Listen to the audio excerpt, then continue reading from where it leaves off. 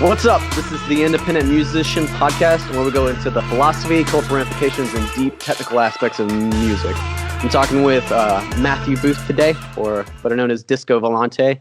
He's an electronic music producer out of Washington, D.C. What's up, man? Hey, how's it going? It's great to be here. That's good. So the first thing we were going to talk about is self-imposed limitations, and by that, what are in this era of digital recording, we have too many options. So what are some things that you do, and why do you do them to intentionally inconvenience yourself? Well, that's a good point. I think a lot of producers these days have kind of like Netflix syndrome, where you have so many options and you just spend like a million years scrolling through everything possibly available to you. And, before you know it, you're not watching anything. You're just scrolling through the list for hours and hours, and by the time you choose what you want to watch, you're too tired and you want to go to sleep. And I think that's very much the case with you can do an incredible amount with a single laptop and Logic, and you can get a million free sample packs and you can get all kinds of software instruments, and at times it becomes, like you said, really difficult to give yourself some direction. And I think that's where, for me, this idea of self-imposed limitations comes in. Especially as an electronic music producer, we have, and in fact, we're encouraged to develop just enormous libraries of content of, different samples and different synths, and, you can make any sound, basically. So a lot of the time, people talk about sketching musically, kind of getting an idea down and just, doing whatever with it. That's never really worked for me, unless I approach recording and producing with kind of a very directed angle. I tend to get a bit lost. So what do you mean by like a directed angle? So oftentimes, when I sit down to record something, I'll always have basically an idea that I want to put down, either a sound that I hear in my head, or maybe it's just a melody. And a lot of the time, instead of getting in front of the computer and getting into Ableton or Cubase or whatever, I'll just take like a tape recorder, like on my phone has a recorder, and I'll like hum the melody into it. So there have been plenty of instances of me walking down the street and just kind of like into my phone. I'm sure the people passing me by think I'm absolutely insane. But basically not worrying about the sounds and not worrying about what the mix is going to be like, or how you're going to put together all the drum parts, and just really kind of capturing the essence of a melody, or a shape of a lyrical line that comes to my head. That's important, because I think it's really easy to get carried away in making great sounds, which is not to say that's not a crucial part of the final product. But when it comes to the actual creation of an idea, I think recording it in such a simplistic manner, and then when it's time to actually produce it, listening back to that and hearing just really what did I hear at that time, and how I decide to capture it in such a simple way will hopefully tell me everything I need to know to go forward. So you said every time you go into a song, like, or go into record or go into write, like, you go in with an idea. Does that mean you have like this pre-planned outline, or is it more of just, does that include inspiration? All of the above, really. Okay. So yeah, when I sit down in front of my computer, and I've got everything open, it's like I'm there with a purpose, with an idea, and like I know kind of what I want the melody to be, or maybe I know there's one particular sound I want to use in a song, and it's like the first hour will be me getting that sound right. But there's always a task to complete, so that way I kind of keep myself away from just wandering around, sort of. Sure. Yeah, I mean, that's, to me, like one of the best, like my last album, Transients, one of the most freeing things was I built myself a box with, I outlined the entire album, basically, like each of these songs, it needs to feel like this. And I just focused on the feeling. And writing the outline was miserable because, again, you still have to create something out of nothing, which is the whole decision anxiety creator. But once I had that, it was a really different experience because every time I started experimenting or trying new things or getting lost in just infinite choices I could make, I was like, all right, well, does this move me towards the emotion that I was trying to create? And that became a really easy, most of the time was no. And then I'm like, okay, well then ditch this, let's move on to something else. It had also allowed me to be able to spend, 10 hours on one bass synth because it needed to be. And it was okay because I wasn't just mindlessly, I had a purpose why I was spending a huge amount of time. Right, indeed. Because like, it's not a problem to spend, a huge amount of time on this one little aspect of something. It's just a problem to spend it to the detriment of the song or actually getting anything done.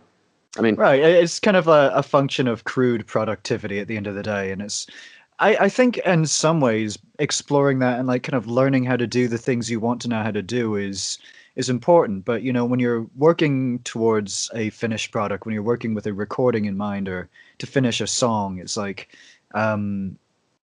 at some point or another, the time you spend on it really does become a function of, am I going to finish this song?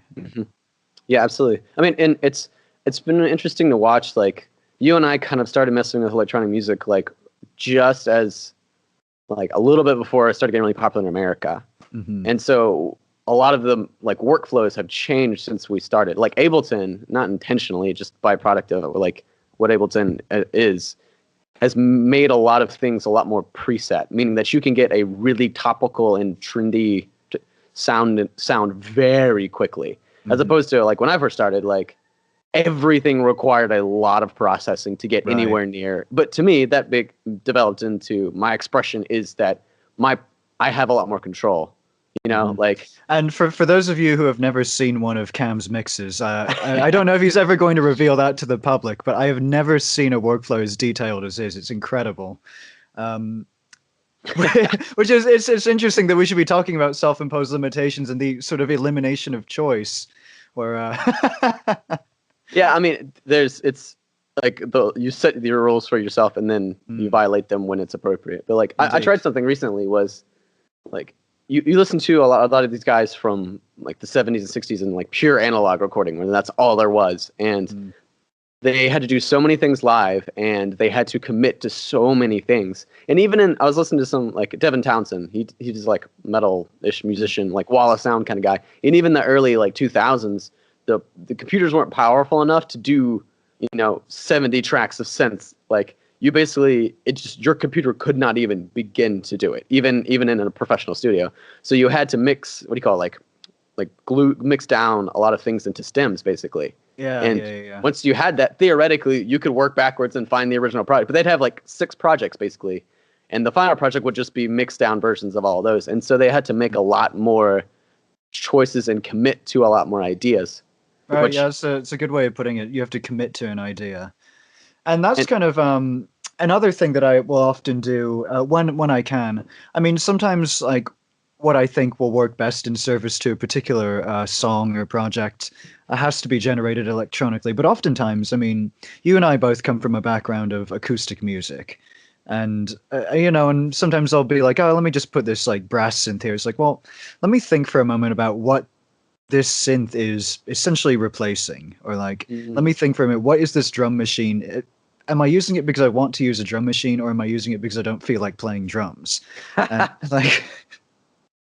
So I've gotten kind of into this, especially with some of the stuff I've been working on recently, of kind of figuring out, am I using a synthesizer as kind of an in-the-box surrogate for something that might do with, a proper recording? And when I do decide to do that, in fact, there's a track I was working on today where, I recorded the drum part and I kind of recorded a bass part with it. Which, I normally would have done all in Machine or Ableton or something. And, you can do whatever you want. You can change the tempo, you can move the parts around. And then I was like, I was listening back to him like, I kind of want to change the tempo. I think it should be faster. I'm like, well, guess what? That means you have to re-record everything. So does it really need to be faster? I don't know, but we're going to keep it that tempo for now. Exactly. And it's funny you say that because, I mean, even the idea that these are the instruments that I need to use for this mix, that's a limitation that we put upon ourselves. I mean, like rock kind of created the box of you have 2-ish guitars, bass, drums, vocals, and like this is kind of your box, And I was actually watching a video on YouTube the other day where I can't get no satisfaction by or whatever the song's called by the Rolling Stones, that super distorted, fuzzy intro. That he recorded that on like one of the like first 3 guitar distortion pedals, and it was meant to be replace the part of a brass instrument, because they couldn't afford to like actually have a like trumpet. Interesting. And that sounds nothing like brass instruments, but like the and it's mentality also of like one of the most iconic guitar sounds of all time. and the only reason he could justify putting that sound in there is because like, well, I'm replacing the sound of a brass instrument. Interesting. Here, you know? Which, yeah, I mean, I think he did a horrible job of doing that, but the mentality was there. That was a box that he didn't realize he had, you know? And I think both of you, you and I, like, the synthesizers can play 2 different roles. Like, hey, I need something to occupy this frequency range, you know, and that's typically occupied this. And there's also times where I want to make a weird sound that feels like this. And they're 2 different mentalities, you know. But I think both of them, you should implement at least some sort of mentality in that way. Whether like, okay, I need a instrument that does what a rhythm guitar does. There's a reason we follow this box, because it's useful and we've kind of proven it has success, you know. And if you're going to violate, that's fine. But even violate that, make that your box that you are intentionally violating this, you know? Like so many times I don't do either, and I end up wasting a lot of time, and that project never gets finished. Been there, believe me.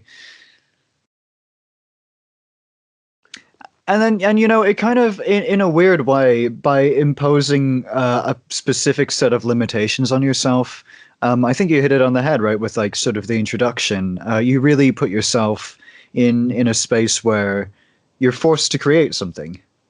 You're just forced to work with, you know, instead of scrolling through those options, it's like, oh, you went to Blockbuster and there's like 5 movies that you might be interested in watching. Pick one, rent it, take it home, and enjoy it.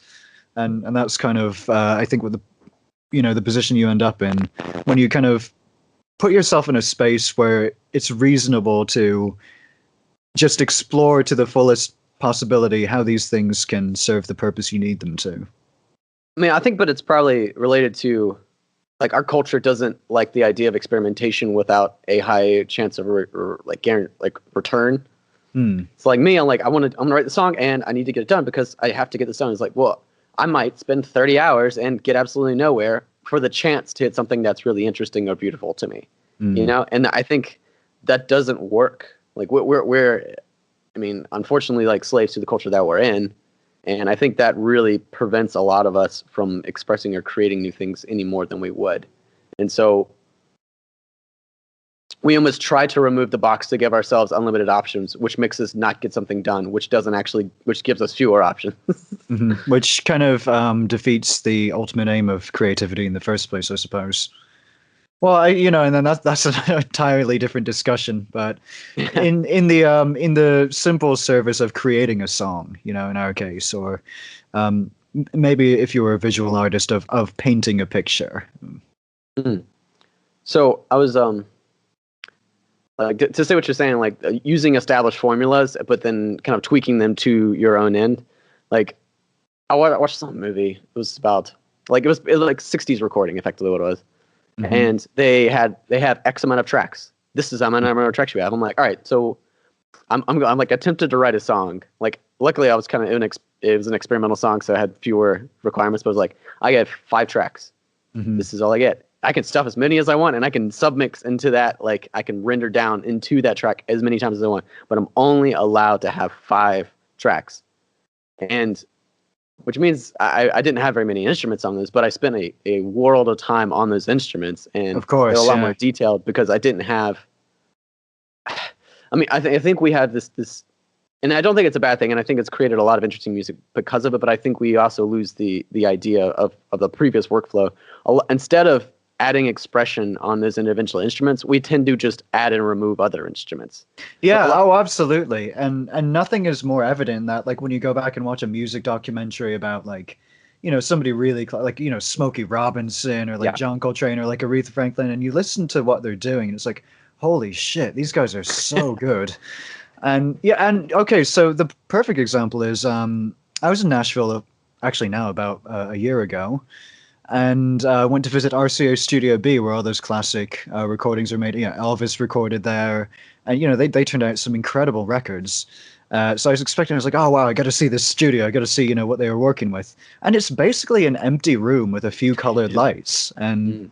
and it kind of speaks to the workflow has definitely shifted. And I would say objectively, the technical empirical requirement of skill as a musician is certainly lower to achieve a good track, a good sounding, well mixed, interesting composition. And that's certainly reflected in the workflow of, a modern producer, of basically, instead of necessarily really shaping a particular piece that you have access to into what you kind of need it to be. It's like, I'll just add another synthesizer to make this other synthesizer sound a bit more like I want the two of them to sound together. Yeah, I mean, that's always like a scary thing to me because like I mean because I think it really forces you to have some questions of like, well, what is my sound? What can I actually do that's actually special or good or unique? Mm. You Oh know, yeah, because yeah, yeah. I think we are, at least me, I've historically hid among complexity. It was like, this is just so much going on that this is what makes me special. And I was like, well, um, I mean, if you strip down this workflow, is the soul of this song really good? And I think I kind of those limitations of like, these are the rules I'm going to follow. These are my axioms. Forces you to acknowledge about a lot of inadequacy in your own abilities and technique. Hmm. Because like, I mean, for me, like I know like being a good engineer and being a good songwriter are two different things. We made the horrible decision of trying to do both all the time. But And that kind of raises the question of like, how do you address those things once they're elucidated to you by imposing these limitations? mm, It's like, do you then revert to like finding, what can I, is this something that makes sense for me to address? Like, if for example I need a violin part, and I'm using like a string synth, I'm like, okay, well, I should, if I say the limitation I impose on myself is all acoustic instruments, just because I want to generate this track in a kind of an organic way. I could try to learn to play violin and kind of get the police called on me for people thinking I'm torturing a cat, or sure. like, or then maybe you reach out to a violinist, or you hire somebody, and that kind of introduces different steps into the workflow as well. So it in some ways, I feel like simplifying something can also add a different level of complexity, which is, like you say, Mm, it reveals some inadequacies about yourself and something that you might want to do, to the point where you realize without these sort of limitless options, actually, your vision exceeds your true technical capabilities. And then going forward and deciding how you address that, I think that's also part of the creative process, but definitely is another challenge that comes forward. yeah, I mean that's something. I mean, in part, I think that's why me and at least a lot of other electronic musicians like we never go anywhere because we don't impose those things that really like let us see our like what we're we think we're better than we are, because we don't ever take a test, you Oh know. yeah, and in a lot of ways, the very technology that's the foundation of our music was designed to enhance the capabilities of the individual performer. Of course, I'm sure there's a lot of people who would say, many producers and many electronic musicians use this to replace the capability of the performer, and that's something that I always kind of have on my mind of how do I use this to expand my capabilities rather than replace them. Do you do you often find that you use, I mean, this is a trope because it's a a lot of people like use backing tracks and electronic instruments to replace their inability to actually express the way things ought to be done. Like, oh, I'm going to like, I mean, like, I guess how do you hide behind that? Do you have you found that there's a lot of like inadequacies and things that you couldn't do that you were covering up? Well, it's kind of somewhere in between. As a musician, I've always desired to play with a band. I've tried to have several bands in the past, and really none of them have been that successful. Some of that was just because of the situation in which we came together. Some of that was because I was expecting too much from the wrong people. And my investment in electronic music and music technology was this bid for me to still have that experience of performing live music, but in a way that I could rely on, in a way that I could perform on my own terms, but still have some level of musical interaction. So I would say I haven't necessarily hidden inadequacies behind music technology. But for example, I can't play drums and bass and saxophone all at the same time. Ideally, I would have a bassist, I would have a drummer, and I would have me. Or I can have an 808, a 303, and me, and work with these things in such a way that, that kind of becomes my like saxophone trio, if you will. So what you're doing is like basically your self-imposed limitation is that you're turning these things into gear, which like especially if you do physical devices, like they have I call them personalities, but like the concept of like these things have certain things that they want to do and certain things that they can't do. And if you say like, hey, 808, play a little faster, it's not going to do anything because it can't hear you talk, But it also does exactly what you tell it to. But I mean, within the parameters of like whatever you command it to do, which is beneficial, but at the same time, like you can't. It's harder to jam with these things unless you create them in a way where, I guess the way I guess what I'm saying is a lot of the workflows that we now I think discourage spontaneity, and then kind of these certainly like they don't call them this, but the digital equivalent would be like a ghost in the machine, like when you're jamming and you hit the wrong note, or some guy like just things happen just because there's just infinitely chaotic things happening all the time when you have human players. Like rarely. I mean, I guess you can design your synths to do a little bit of that, but you'd have to work really hard. And then you're kind of like programming in your own sort of aleatory tricks, and it's like at that point it's like I may as well just play it right down. And that that's a really good point. It's something I think about a lot. It's like how do I as a musician retain that that element of the music could stop, like it can break, like things could stop working and like the sound can just stop. And obviously not ideally, but in the same way that like a guitarist might break a string, or like just hit a wrong note. And we're kind of focusing on like the negative aspects of spontaneity in live performance. Sure. In the same way, there's this really Yellow Magic Orchestra are one of my favorite bands. I gain a lot of inspiration from them.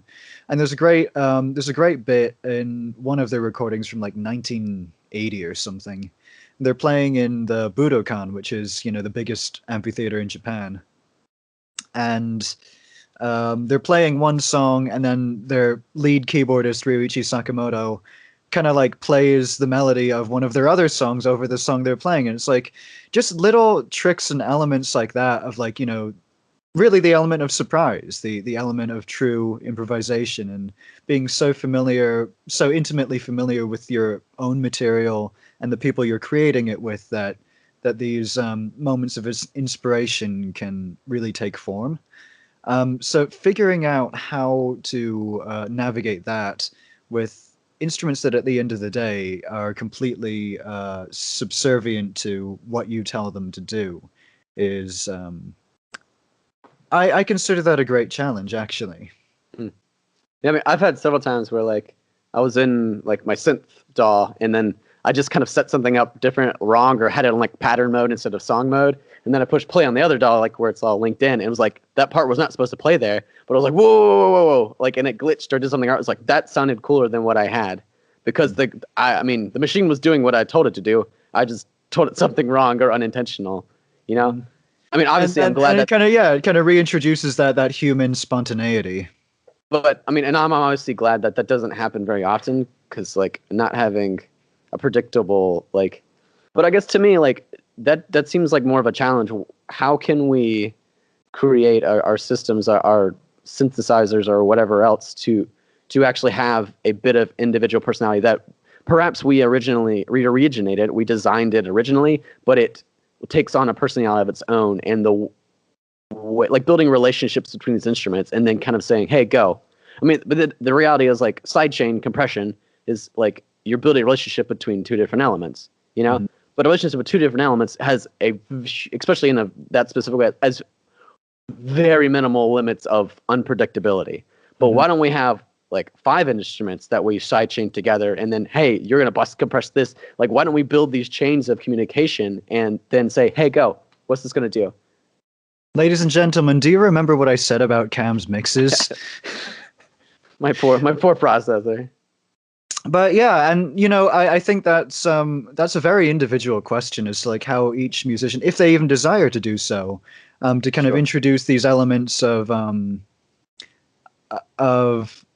of human error in something that should technically be perfect. I mean, why are analog synths roaring back? Why do people like listening to vinyl? Why do all the DJs who beat match by hand and by ear It's hard. always sound better than the ones who just hit sync? Um, well, because it can break, because the music can stop, because it's not perfect, and you know, I think there's a great, very deeply entrenched human respect for seeing skillful live performance, and sort of the more risk that's involved in any one activity, I think the more attracted we tend to be in terms of watching it or consuming it as entertainment. Um, and to that end, the more elements that have the potential to be, wrong or to be a mistake, but you, the performer, manages to keep everything kind of in line where it needs to be. The more of that is witnessed, I think, kind of the more excitement you can have in a performance. High risk, high reward, right?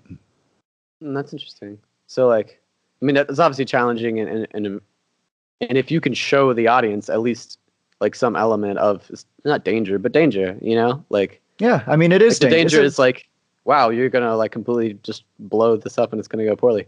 All the problems that go wrong in my set, the audience has no idea how complicated or simple the cause of them were. It's usually the problem.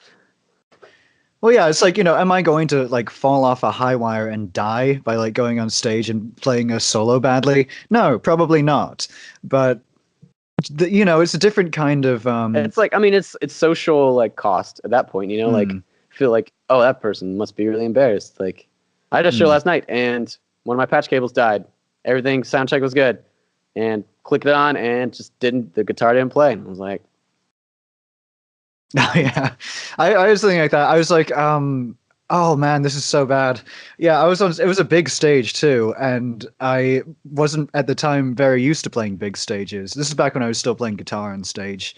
I'd love to do that again someday, but anyway, yeah, I wasn't terribly used to playing big stages, so I didn't really have the right gear to do it, and I had this my instrument cable was an appropriate length for playing, your average pub gig, but definitely wasn't big enough for a 70-foot stage. And I like ran up to the front of the stage to play a guitar solo.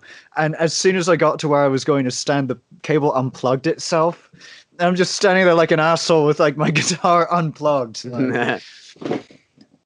But yeah, and that's something you learn from. But as a performer, these things happen, and you see the areas and the moments in which these human errors get introduced.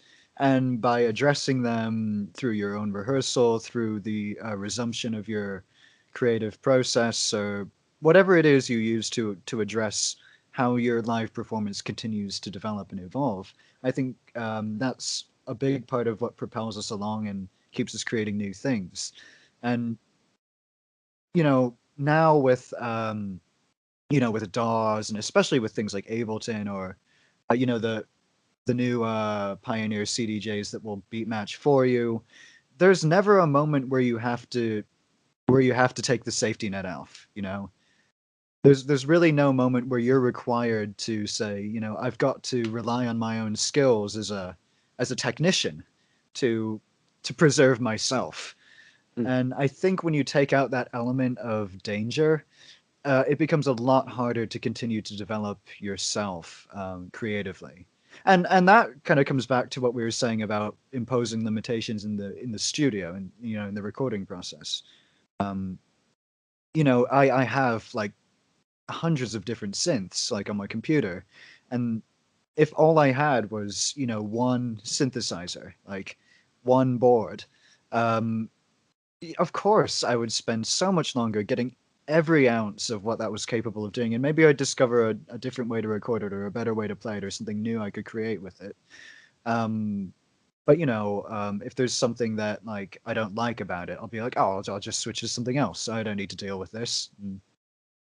So I guess what is some way to find when that like when how do you learn to recognize when freedom is making you less free? That's a really, really difficult question. And I think that's why I do things like I'll say, okay, this tune, I'm going to use these three pieces of gear. That's it. Nothing more. And it's kind of like you saying, like, okay, I have 5 tracks to work with. And it kind of harkens back to something like what Tom Waits would often do.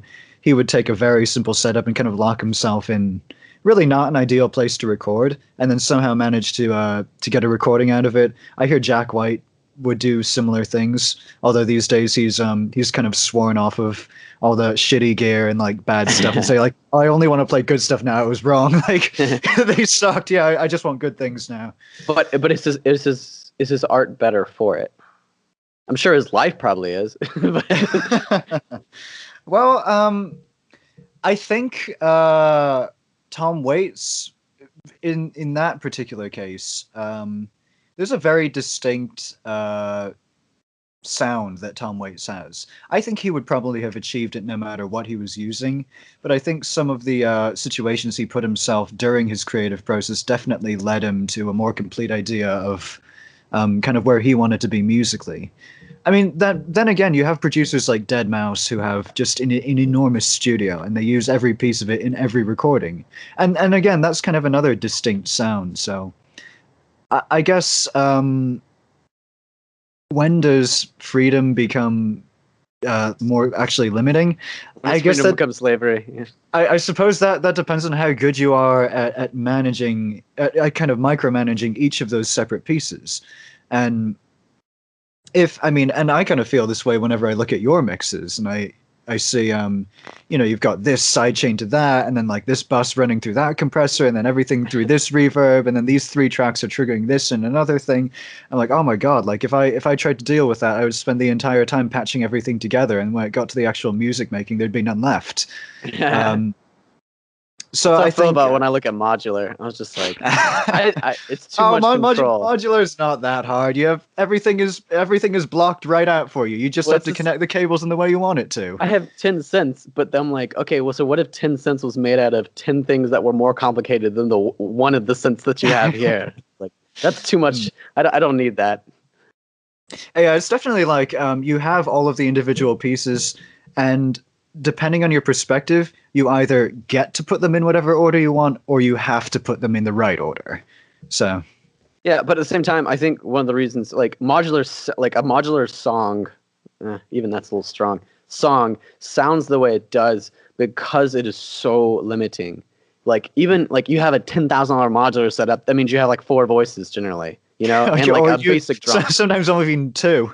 Yeah, and because of that, like, these are rich, complex, like intricate sounds with so much expression because you built this person almost. You built this creature. You know about him. Why? Because you built every aspect or many of the aspects of his personality. You know how he responds. At the same, and then you can interact. And the whole concept of the CV is that you build these relationships and things, and you don't exactly know. They're so complicated because this triggers this, and then it triggers back into itself, and then this infinite like simulation of, it's almost what do you call it, like it's almost like God with like a little like world, Oh yeah, I always, whenever I work with modular stuff, which is not too frequently, but I do a little bit of it, and I always feel like Dr. Frankenstein, and then usually what ends up happening is like actually something more like Young Frankenstein, where I'll get to doing everything I think I wanted, and it's like, oh, it's perfect, I've got it, and then it sounds like shit. I'm like, oh. But that's also important because it kind of introduces this perspective of understanding where you're capable of bringing something, an idea that you have, and how that translates to the real world. And oftentimes, and John Lennon complained about this all the time, that the sound that ended up on tape was never the sound in his head. But the important part is that it ended up on tape. Yeah. Or is it? I guess that depends on who you ask. I mean, I talked to, like I said, I always play with rock bands because that's what everybody plays. And there's this guy was saying he was like the lead singer, like songwriter, like part of the band. And I've talked to so many, like, especially like, I guess about 10 years older than me plus, like musicians like, oh, I think I'm going to add some electronic stuff into it. I'm like, dude, you're playing rock music with an electronic instrument. It's still rock music. Like, I mean, for the most part. And just seeing that they have this self-imposed limitation that they want to write music the exact same way. We'll just have a bass synth instead of a bass guitar.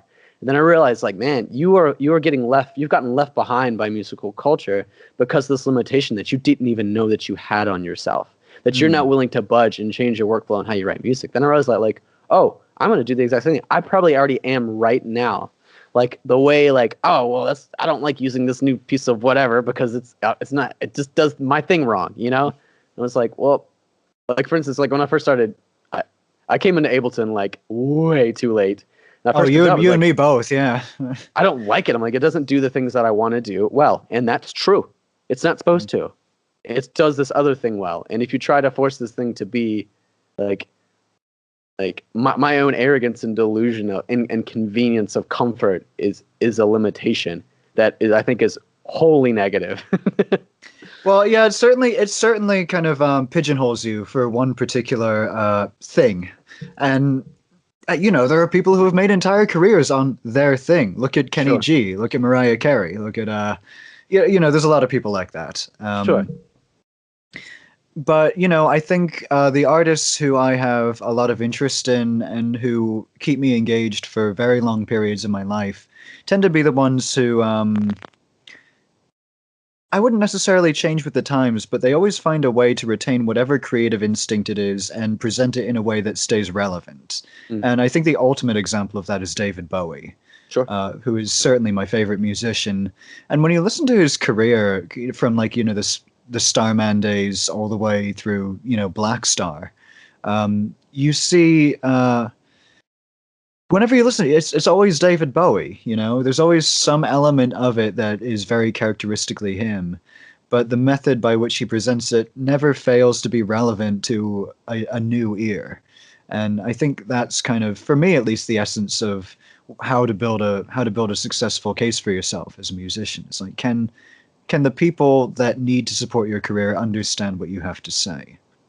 Yeah, I mean that's kind of the reason. Like, oh, I wanted to make this podcast so I can dig into, like, I want to see like why David Bowie and David Bowie's team and why he picked his team and why these limitations that he put on and these things that he changed. Only like what is the soul of what his thing is, And is it one thing? Is it just like, is it these same 10 things? And did he sacrifice certain things and then pick them up later? Like, that stuff's really interesting, and what makes a musician like an artist to me, and not just somebody who creates sound waves, Like, so why can Bowie like 3 albums later just not do any of this one specific thing, and it's still Bowie? Is it just because of him? Honestly, that's part of it. Sure, but he was able. I mean, I think as musicians, like, I asked this question. I was talking to a guy recently, like another musician, and why don't we share our ideas on things more? Like, why are we so stingy? Why are we so competitive? And I realized that, at least for me, and I was talking to some other guys, the ideas of what makes my music, there's not a whole lot. Like, is it really like, we make electronic music, we're not writing some crazy, like, weird, like, atonal, like, right. Well, but even then, like, when you look at serialism and like Schoenberg's work on it, it's completely formulaic too. So it's like, really, what constitutes an idea, and why are we so hesitant to share them? Well, I think that kind of comes down to our cultural ideas about intellectual ownership, and what we are sort of entitled to exclusively be able to produce. And I think there's a great fear in every musician who believes themselves to have a really unique idea that's like, oh, if I explore this too much and tell too many other people, well, then they're just going to do it. And they're going to be me. They're going to be, or do it better than me. That's so interesting. Like, I watched this documentary. There's this Chinese city called Shenzhen, and it's kind of take like a very capitalist style city, but remove most of the modern idea on patents. So like when Apple or any other company comes up with an idea, they patent it, and no one else can use that idea. And there's so many companies that exist in the Western world that are like basically their main source of income is just suing other people who violate their patents. Which I get it, I understand why we got here, but at the same time, and I understand the benefits of it, but at the same time, there's a city where just everybody steals from each other, ideas wise, and they're not worried about it. Why? Because by the time you can steal my idea and implement it, I'm already on to the next one. Yeah, it's already an old idea, right? Yeah, and so like it forces you to constantly adapt, because if you don't, you're going to get left behind instantly. And just by the nature of working and living in the city, like companies move there because just by the cultural nature of this city, they adapt and build like twice as fast. It's just their products go to market faster. They come up with new ideas faster. They're beating the competition faster because they have to.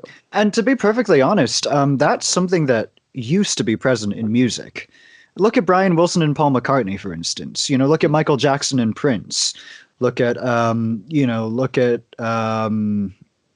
trying to think of another example. Dude, but I say like modern music has lost that. But here's the thing, like, what's Eminem and Machine Gun Kelly? It's not my scene, but that's what's true. Need. Yeah, and that's it. Like, because I think again, well, there's there's more than two aspects of this, but there's two that are easy for me to identify.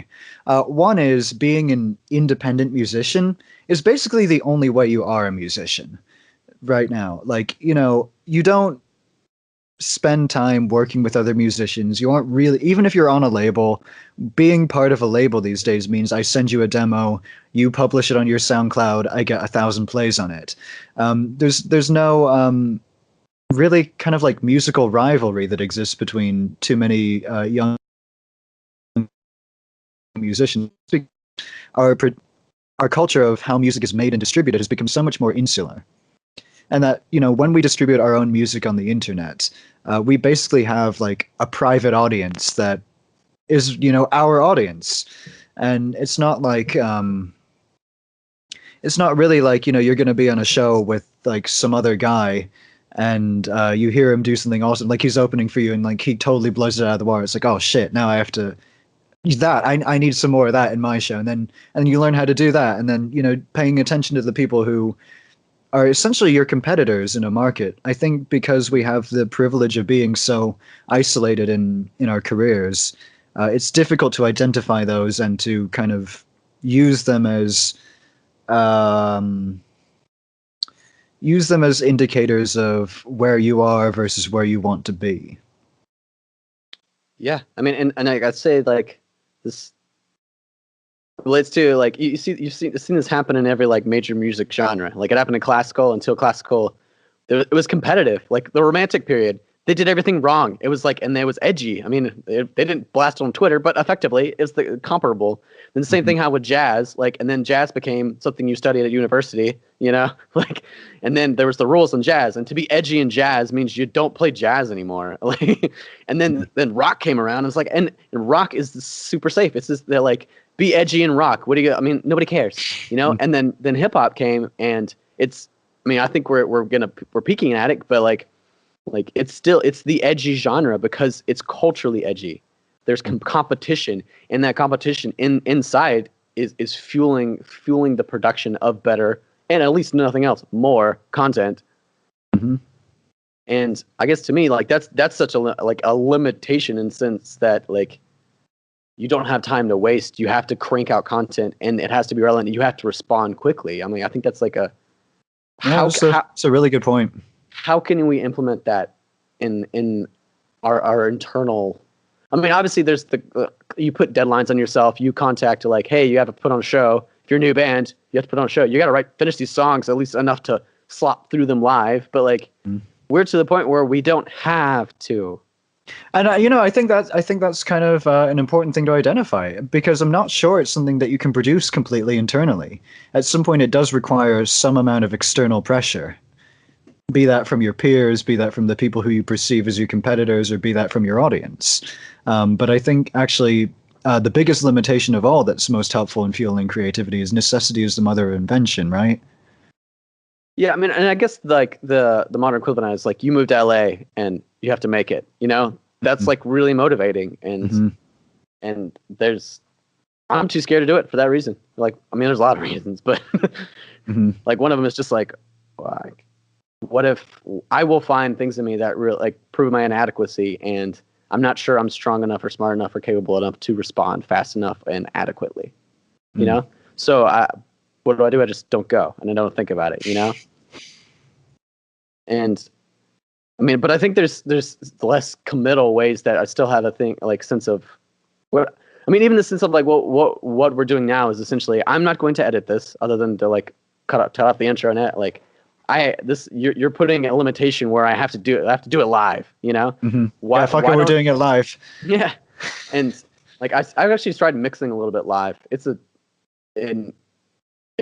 terrifying to have stressful as hell. Yeah, broadcasting to like it's just people on my Facebook or whatever, but like broadcasting to the internet to see like they hear my scratch tracks and like whatever crappy like auto tune I just slapped on it, so it's like some semi in key like while I'm writing stuff, and like I gotta catch one of these times. And I'm interested to see it, and I'm terrified of doing it, but I'll work way better. I'll talk through it. I'll explain my process. Like it's much better content for everybody, you know? Yeah, and I guess that kind of external pressure really keeps you on track, right?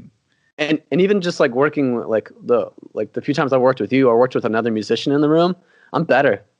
You know? Because again, that's really interesting when you talk about kind of the rivalry and the competition within a genre. And I think no matter what, like, we could be the best of friends, but no matter what, when somebody's watching you do what you do, there's always this internal desire to like prove yourself, to say like, yeah, this is what I do, and check it out, and like, and that's important. That's why I think it's so difficult when so many musicians do work alone these days.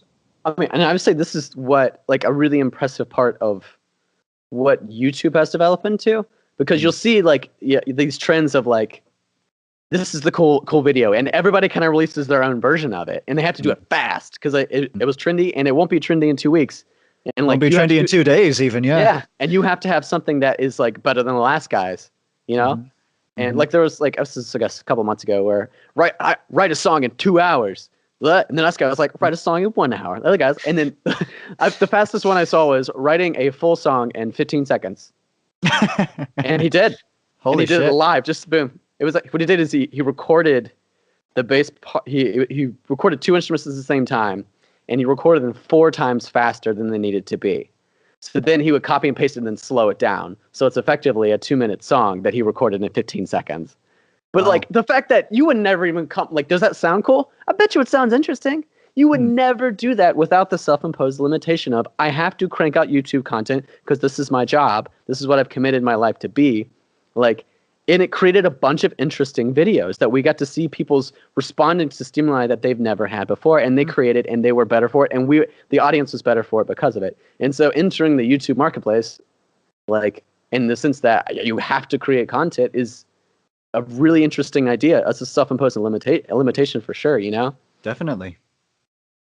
I mean, I think a similar thing to say, like, my job is I'm going to quit my job or quit my full-time job to become a musician. That would be a limitation. Yeah, definitely. Well, because then the limitation becomes how do I continue to pay the rent? Yeah. In a society where free music is an expectation. So another topic. Yeah. Yeah, and that's interesting. Like, I guess I haven't thought about that much. So, like, those guys, like, they don't even realize it. Like, I don't think, but they're just responding to the stimuli that a lot of them haphazardly put themselves into, you know? I mean, and to me, like, the same token of playing music live, like, I've kind of hit this point where I'm tired of playing to mostly empty rooms. Like, the reality is the market has decided, at least in North Carolina, that most people don't want to go see live shows. And I think I've been trying to find data on this, and no one's done any official studies, but I think that's just the nature of live music in America. Like, I would generally agree with you, and the most popular live shows that we get are, of course, DJ shows these Sure. days. And I think that kind of developed because, you can pay a DJ the same amount as you'd pay a band and they'll play 5 hours instead of two, and two if you're really lucky.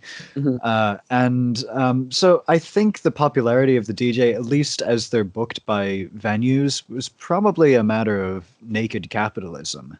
However, you notice, and I've felt this for a couple of years now. I really think, and this is based kind of on like my own perception of the scene and of the things that I see getting good response. I think electronic music is really ready to grow up in a mainstream way. In that there's a very sharp divide between what constitutes a DJ performance and what constitutes a band performance, like a musician performance. And I think, you are a good example of this. There are people who are exploring the distance in between those two ideas of kind of being able to fit into something of a modern vernacular, but also celebrating what makes live performance interesting to witness in the first place. Whether or not people will come and see that on a smaller scale than just, I want to go to the biggest venue with the biggest name and see the biggest show. Mhm. I don't know about that. But I mean, to me, that's like the ultimate limitation. Like understanding, like what could I do to get people to come see me?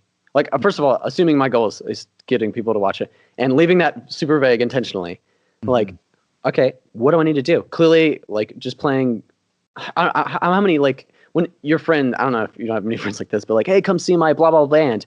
I want to roll my eyes internally because I just assume you're just a crappy like '70s inspired bad knockoff of something that died a long time ago and it is uninspired and it doesn't challenge me. It won't blow my mind. It's not interesting. I have a shield. I already preparing my responses to it and they will be accurate. And You and know? you come with this whole handful of preconceived notions of what you're going to experience. And as a performer, how do you get beyond that? Of like when you introduce your work, how do you make it so that how do you essentially market yourself in a way that's unique from everything else that people have already developed like this immune response to? hmm I mean, I think that's the like And what works in for you in your area of DC with your music and your personality and that's your challenge. That's you have there are a these are lot your of five moving pieces, yeah. That's your 5 tracks. Mm, Go. You're like, well, there's nothing I can Google on this. Correct. You mm, know, and like by the time you can Google it, it's too late. It's just like my phrase. So like last night, I got to share. Like I just took my business cards and just walked down downtown Chapel Hill, and any person that was sitting at a table was like, "Yo, man," and I'm like trying to oversell my band because they don't want to hear like, we're pretty good, but like this is bad about us. So it's like, no, this is kick ass, and I'm really confident about it, and this is gonna be something you never heard before. Did it work? No. Nobody came, but like they were nice about it if nothing else. So I'm like, okay, well, what can I take from that and learn from that? I still have this incentive, and so like what gets people to go to house parties now? mm, You know, mhm, like what got these people clearly got off their butts and stopped watching The Office to show up. Okay, what I need to learn from that. mm. What that's the equivalent of like, okay, what doll are you using? What synthesizer are you using? What genre are you using? What 808 are you like? It's the same thing. It's just and just like we're super intentional about like YouTubing and examining and breaking this stuff down from a technical level, it's the same thing. We just need to do it on the other side. And Yeah, absolutely. Well, that's the most difficult thing about being a truly independent musician, that you kind of have to navigate this, and all of it is a direct extension of your personality, which is good because it's honest, and if you're authentic about it, I think people will often respond to that. But which is also bad because every time you're told you could do something better or do something different, it feels like you're being personally attacked because you I are. mean, you are. And It's not like a vitriolic thing, but mm, it is. Like this part of you is inadequate. mm, But that's the incentive. That's the ultimate incentive. Like overcoming your own inadequacy that has been exposed to you. There's few things in life that are consistently as motivating and demoralizing, but demoralization is pretty motivating too. 2 days after, or whatever. yeah, and that's the real challenge of being an independent musician is actually I wouldn't necessarily say overcoming aspects of your own personality, but at least learning how to um, shape what is natural to you and what you're good at doing just because of who you are, and make that feed the ultimate end you need it to. Like, if, for example, you're a incredibly antisocial, awkward person, it's like, am I going to go ahead and do a marketing campaign where I'm like talking to a bunch of people all the time? Maybe not. I'm pretty sure. I'm pretty sure Kraftwerk never, handed out flyers on the street, but they got a ton of people to come to their shows because they kind of embraced a different side of what they as human musicians are capable of producing for an audience to see. So, I mean, to me, this like kind of like side idea of like selling out, and people have like a lot of opinions and jokes and all that stuff about it. But like, I think there's within it shouldn't be your first start, but you should focus on what can you filter away from you. So you're still giving honest output. You're just not giving all of your output. Yeah, It's like subtractive synthesis. You take away elements to leave the combination of things that are there. And so it's still you. It's still like Kraftwerk.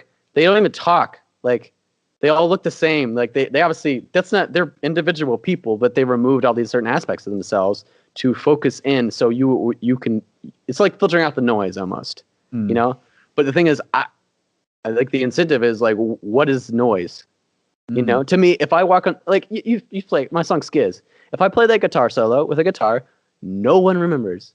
If I have Matthew Booth walk from the back of the venue and he hits 3 notes on a saxophone, everybody just loses their shit because that's cool. They don't. That's not noise to them. They don't have a filter out to it. Like your brain, your brain wants to see special, shiny, new, exciting things, and that's new and exciting. They've never seen that before or rarely seen it, and so to me, like, what in my set is noise? And that's a hard ass question. Oh, yeah, it's incredibly difficult. And it's also, on the point of selling out, it's not this terrible thing that everybody makes it out to be. Everybody wants to sell out. Everybody wants to play a sold out show. Everybody wants to sell all the copies of the album they've made. That's selling out, and that's a good thing. Every great musician has done it, and there's a reason for that. And really what it comes down to is how much you want to achieve the level of influence you believe your content deserves. I mean, the thing is, like, everybody wants the maximum I'm capable of. It's like right now, you and I have a hell of a lot of creative control, but we pay for it. Like if we were able to create stuff that's not exactly the Chainsmokers, would we do it? I don't know. If it worked, yes. But if it didn't work, then no. and the reality is such a stupid answer that is so true, I think, for most people. Like we don't know what works, and we don't want to take the risk of going too far on either way, But that's a limitation. That's the limitation is makes you more able to do things because it focuses you in. And so again, is that a problem? No. It's motivation, Mm-hmm. Well, I've always felt like the hardest part of being an artist is you have to be willing to fully commit to taking a path that you cannot see the end to. But I mean, the thing is, that's being human. I think people try really, really hard to get away from that, but ultimately, I do think you're right, and it just so happens that the career of being an artist requires you to do it much sooner than a human is often. Because eventually we all die. We know we're going to die, and we don't know what happens after we die. So we all have to walk that path eventually. And yeah, I mean, effectively, like, what if Steve Jobs hadn't embraced, I'm going to build stuff, even when nobody gave a crap? What did Elon Musk do? Like, before he made PayPal, he was just some weird looking nerd who wasn't sociable. It wasn't anything. He fully embraced and took all the risks that came with that, And the reality is those are not the stories you need to be focusing on, because those are the anomalies. Like, what about the people that you've never heard of? They've like dedicated their lives to it, and it didn't work out. Like they didn't accomplish the dreams and goals that they wanted to. And then the third case of someone who didn't really pick anything, which is most people. Like they just wait for market forces to force them to pick a career that this is, I guess, what I'm going to do. And, you know, and it's that confidence in your decisions is just such a debilitating thing, you know? Yeah, well, you know, I think being a musician is this constant mixture of absolute narcissism and crippling self-doubt. And figuring out where at any given time you fall in between those two things. I mean, and recognizing, I mean, narcissism is confidence that didn't win, you know? Like, if you're like, I mean, everyone's like, oh, he's super cocky. And he's like, Henry Ford wasn't cocky about making cars, you know, like before he made it, he was, you know, like it's until like you have that whole self-belief of like, I think my stuff is good. I think I can make something that the rest of the world can't. I believe that I can, and I have to. And am I right? And if I'm not find right, out, yeah. And so, do I really want to know? I'd be like, no, I don't. Most of my like up until like maybe this year, I was like, no, I don't want to know. Effectively, and that's, you know, I think that's why, at least speaking for myself, for a long time, the greatest disservice I ever did as a musician was never playing with people who were better than me. Could I have sought them out? Probably. of course. Yeah, and it's just, you know, you have, especially when you work as a solo musician, you do everything on your own terms. You never have to put yourself in a position where somebody can remind you that you're actually not the best, and that's actually such not an even important good. thing. Yeah, not even good, let alone the best. And I think we all desire to be the best, but, you know, really what I desire is to be at the sort of level where you stop being compared to the people who are considered the best, because you can't compare people at that level anymore. And in order to do that, you got to play with people who are better than you and continue to work towards I guess a higher, more sophisticated expression of what you're doing. Yeah, I mean, like saying like sitting on this metaphor hard, but like they'll show you your noise. Like I remember one time I like Crossing Tattoo. There was this one guitar part in that, and it's so much fun to play. It just felt right. It was groovy. It was like, And then I showed the song to one of my old guitarists, and he was like, and he played with me, so he knew like how I kind of wrote all that stuff. And he's like, I know exactly what you're going for with this guitar part, and you need to get rid of it. I was like, this is my favorite part of the whole song. He's like, yeah, you need to get rid of that. I was like, what? It was like a crutch, and it made the song worse. And looking back, I was like, God, so glad I got rid of that. But like, I couldn't see my own noise, you know? Oh yeah, definitely. Well, you know, there's a long tradition of that happening with the very best musicians, like John Coltrane, who, when he was playing with Miles Davis, he has this reputation for just taking these really long, really kind of very sophisticated but very protracted solos, and you know, Miles Davis was saying, you know, like maybe you know, you need to play shorter solos. And he says, well, I don't know how to, I have so much to say. And he says, well, take the fucking horn out of your mouth. So, yeah, but surrounding yourself, again, with either, be they competition, be they peers, but having some sort of external measure on what you're doing. And, you know, I don't know if this is modern, but it's certainly the way that I grew up. And it's something that I don't really see too much evidence of in previous generations. There's this very pervasive idea of whatever you are is the best you. The self-acceptance, the self-love, that's all very crucial to being a healthy human. However, if you want to be a contributor to a particular sect of society, to a particular genre of music, to a particular form of art, there comes a time where you have to measure up. And it's like, do you stand up next to the people who you respect and to the people who are going to make the decisions that ultimately influence the success or failure of your career, or do you not?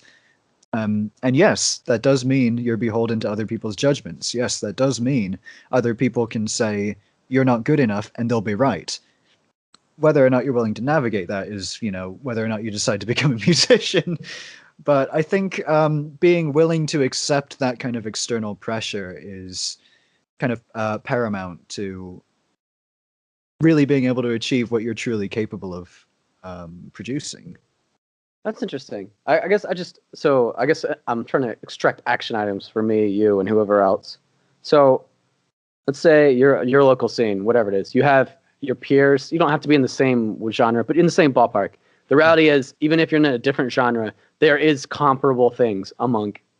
We'll go with music. Basically, there's something in there that you can compare the two things. And so let's say compared, we'll go with the rock band versus whatever we are. You know, so I'm not going to compare their guitar solos or something, but I'm like, all right, so let's just say general songwriting, in the sense that ability to, even just to you, to deliver I'll go to a crowd. We need like a third party. So like, you watch them live. How are they able to deliver the emotions that they're trying to deliver to that crowd? And how are you able to deliver the emotions to that crowd? Are you doing a better job than them? And if no, they're better than you. I mean, obviously, there's a question of if they're actually able to know that they're better than you, and like, but to me, I'm like, that's a super easy item. You don't need to like learn anything else from them. Perhaps this is the only aspect that they're better than you, but that's enough, you know. Then be around them and learn how they write songs. Just this one thing, you know. And that's why I see a great value into pop music and pop performances. And you know, are they better songwriters than you or I? Or you know, if they're even writing their own songs, that's a very debatable point. Okay, well, their team. But do they sell a lot of records? They do. Does anybody else sell records? No. Do they have a lot of views on YouTube? Do they have a lot of people at their concerts that are selling for $150 a head? Yes, they do. And why are people willing to pay that? Because they deliver an experience that to this particular audience appears to be very valuable. Of course, the amount of resources that an independent musician has doesn't really stack up to the, you know, multi-millions of dollars that goes into one pop star's career. However, there's no reason why aspects of what these people do can't be relevant to what we are trying to achieve. And to that point, you know, is a pop star, or is a SoundCloud rapper, or is, you know, any of these musics that, you know, I think a lot of musicians might consider more middle of the road, maybe even more simplistic. But are they serving their audience more effectively than you? Probably. And what can you as a musician learn from that? Yeah, I mean, that is like, you failed. You're bad. You know, like comparatively, you're bad at this. And compared to somebody at the top of it, like you're horrible. You know, and really dwelling on that. And so I'm like, and that's sort of where the ingenuity of being an artist comes in, because obviously you can't just pour $1 million into it. That's, you know, I haven't got $1 million. So there's countless stories of pop stars that have had $1 million pumped them, and we've never heard of them. Why? Oh, they were missing something, you know. And so the things that work, the things that stay in the public mind, and this kind of goes beyond pop, and more into the music that sort of has the most staying power. You know, there was plenty of shitty music in the 60s and 70s and 80s, and we remember the Beatles, and we remember Prince, and we remember Madonna, and we remember Michael Jackson because there was something about it that gives it its staying power. It had it then, and it's still relevant now. And I don't have the foresight to know who's really active in the scene right now is going to have that kind of staying power. You know, our pop stars of 5 years ago are already starting to fade, and we have a whole new cast of characters emerging. We're also at I think, a very pivotal moment for art in America. So it's difficult to predict, but all we really have is the retrospect of what's come before to sort of measure how we go forward and try to leave, I guess, our legacy. Yeah. I mean, to me, that like I've been in kind of.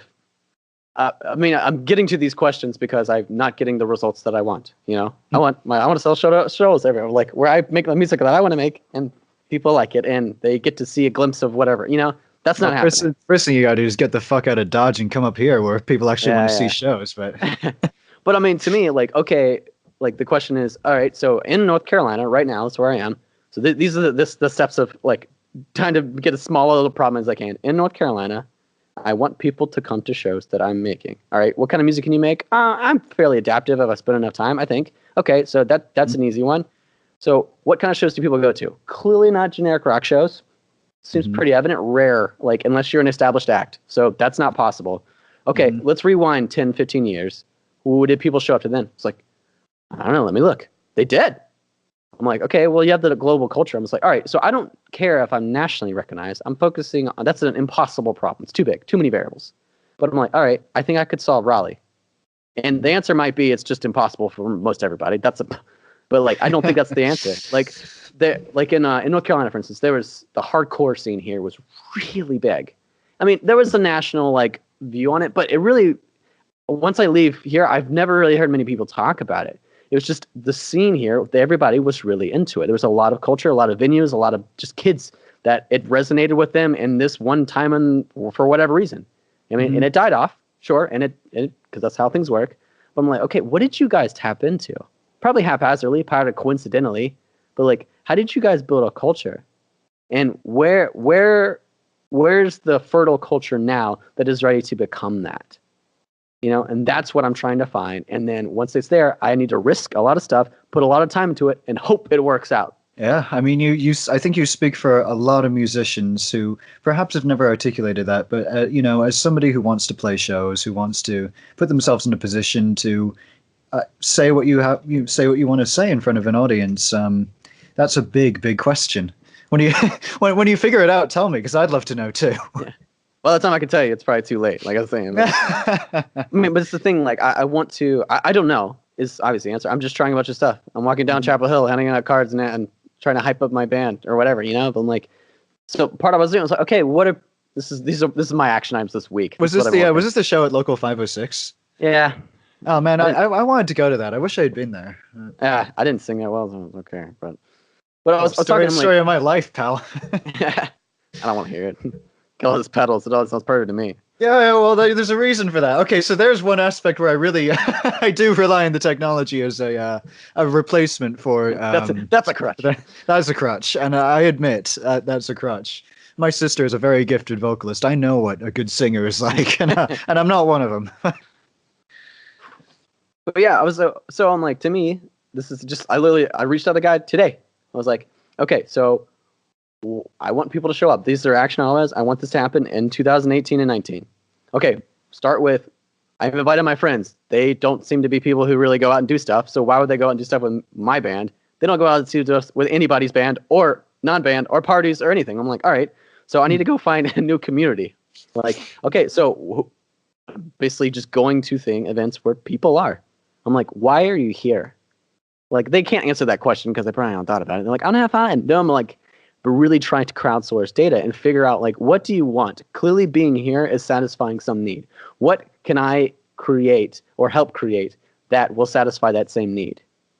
You know? And yeah. Again, I mean, I'm talking big because the test hasn't come, but like that's like my focus. I'm like, all right, I don't know how to do this, but I'm going to spend a lot of time and I'm going to risk trying to build something, you know, with the ingredients that I have. That's important. I mean, it's the only way to have any kind of consistency. I mean, yeah, I was hanging out with some of those guys last night, and it's weird. I see a lot of rock musicians this way. A limitation they self-impose that they are a guitarist and they play guitar. And like me, I play guitar and I'm a guitarist when I need to be, and I'm a bassist when I need to be. But like, to me, those were too limiting for me to express the things I wanted to. And when it's just an internal thing, it's different. But when you have to interact with a crowd, you have to interact with other people, like limiting yourself to just one instrument, like even like viewing yourself as a musician, I think is in some ways can be too limiting. Yeah, like, I agree. I really agree. If assuming your goals are to send these ideas and express these things to an audience, you need to learn, like, what is the best language for you to speak to them, and it may not be music. And like my girlfriend said, it's like I'm focused, like I want to say all this stuff. She's like, you can't say all this stuff in music. And even if you said, like, wrote the perfect song that somehow encapsulated all these ideas, like nobody listens to lyrics, you know? Even if they memorize them, they're not like reading into them like you. This is not a good medium to do the things that you're trying to do. And I was like, oh my God. Like, so I'm like really questioning, like, well, maybe this is not the right medium for what I'm trying to do, you know? and being honest about myself, I was like, God, that's terrifying. Yeah. Oh, it's always This is what I'm good at. and there's always this instinct of wanting to sort of make whatever you have the best feeling about, or like whatever you think you're good at or enjoy doing, making that want to serve sort of the higher purpose that you feel, if you feel as though there's something more that you can achieve, or there's kind of an ultimate goal that you're approaching. It's like, but then, then I would raise the question to you, is there ever a perfect medium? Oh no, I mean, I think it's always it's a dynamic equilibrium at best. Hmm. I mean, but I think it's like, there's this big press conference in 1999, I think, when Steve Jobs, this is like pre-iPhone or something, and some tech guy stands up, he goes like, hey, there's been a lot of developments in this area of technology in Java or something, and he's like, why aren't you guys using this new technology? It's better, it's better, it's better, it's better. And Steve Jobs, he basically says, because at Apple, we don't start with a solution, we start with a problem and then find solutions for it. And me, I'm like, I want to start with my solution. My music is the medicine. And I'm basically trying to find somebody who's diseased that I can put my medicine on them, as opposed to really trying to design a medicine for the people that are sick around me, Interesting. That's a good way of looking at it. Steve Jobs, he was a jackass, but he had a few really good ideas, Oh, absolutely. Oh, yeah, speaking of bass, there's one other thing I wanted to show you. I just restrung this. I realized one of the parts is broken. 62 stack knob jazz. Yeah, you've got to play it sometime. It's the fastest bass I've ever played. It's so good. But more on that later.